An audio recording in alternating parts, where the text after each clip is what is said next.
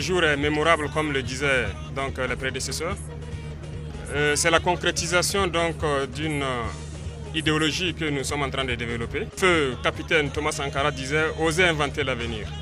Et nous allons ajouter « par nous et pour nous ». Donc c'est ce qui nous a motivés à nous lancer donc, dans ce développement endogène. 3 mois après, nous arrivons à poser donc, la première pierre.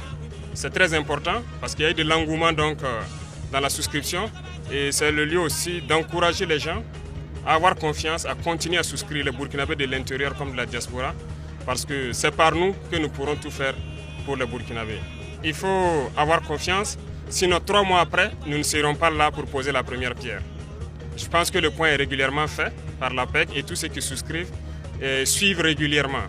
Voilà, ce sont des acteurs donc, de ce modèle économique et il n'y a pas quelqu'un qui souscrit et qui oublie. Il suit les activités et comme on l'a dit, c'est pour la population et c'est fait par la population. Donc ils pourront suivre régulièrement l'utilisation de leurs fonds et tout ce qui va en découler.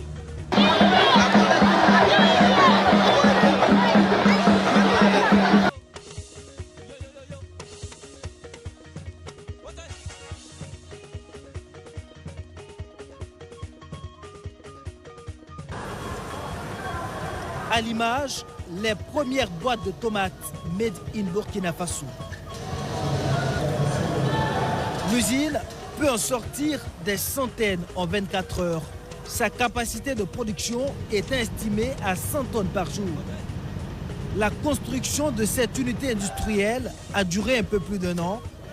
Le chef de l'État, qui avait posé la première pierre en septembre 2023, est aux avant-postes ce 30 novembre pour son inauguration.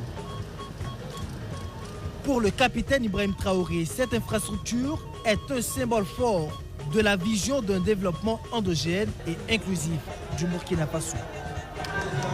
Aujourd'hui, c'est un grand jour. C'est le lieu pour moi de dire merci au peuple qui a compris notre mission et qui a souscrit massivement et d'appeler ceux qui étaient sceptiques à pouvoir souscrire massivement à l'APEC parce que la concrétisation des souscriptions depuis le premier jour qu'on a lancé le programme est là aujourd'hui. Ce n'est que la première phase et je pense que dans quelques jours, nous allons inaugurer une autre usine du côté de Yako où l'APEC a pris des parts énormes dans cette usine et bientôt l'usine de Tenkodogo qui verra jour. Donc tout ça rentre dans le processus d'industrialisation. Ça ne peut que nous rendre fiers et très heureux de la marche qui a été comprise par le peuple. Cette usine de transformation de tomates va générer 180 emplois directs permanents et 3000 emplois indirects, indique le directeur général de l'Agence pour la promotion de l'entrepreneuriat communautaire, APEC. Dénommée Société burkinabé de tomates, cette unité industrielle vient aussi résoudre les difficultés de conservation auxquelles font face les producteurs. L'entrepreneuriat communautaire est viable, estime le chef de l'État qui invite une fois de plus les Burkinabés à se l'approprier. Le développement endogène, c'est une doctrine. Il faut que tout le monde se l'approprie. On ne pourra que par nous-mêmes se développer. Et donc c'est inviter tout le monde à pouvoir souscrire parce que les travailleurs qui sont ici, nous les félicitons déjà, mais nous les appelons aussi à pouvoir mettre tout en œuvre pour que cette usine fonctionne de façon exemplaire et que ça puisse donner de l'engouement à tous les Burkinabés de souscrire au programme. L'usine qui est située à Bobo-Dioulasso est construite sur une superficie de 5 hectares.